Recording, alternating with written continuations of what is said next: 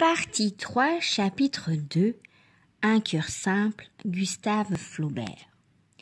À des époques indéterminées, Madame Aubin recevait la visite du marquis de Gremanville.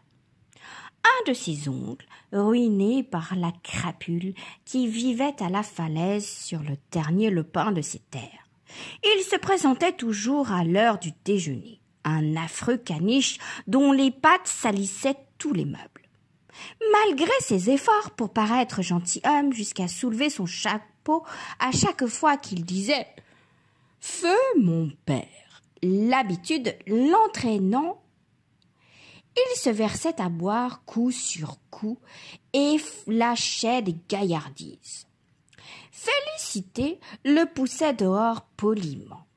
« Vous en avez assez, monsieur de Gremanville, à une autre fois. » Et elle refermait la porte.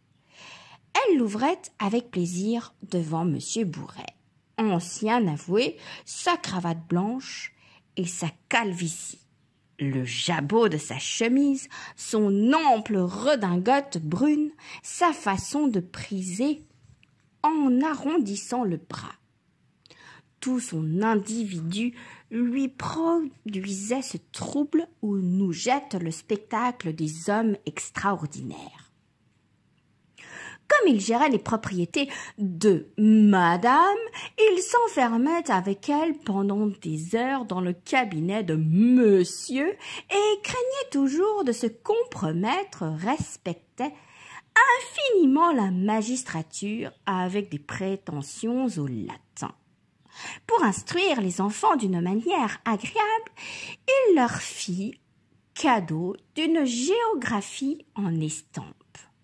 Elle représentait différentes scènes du monde.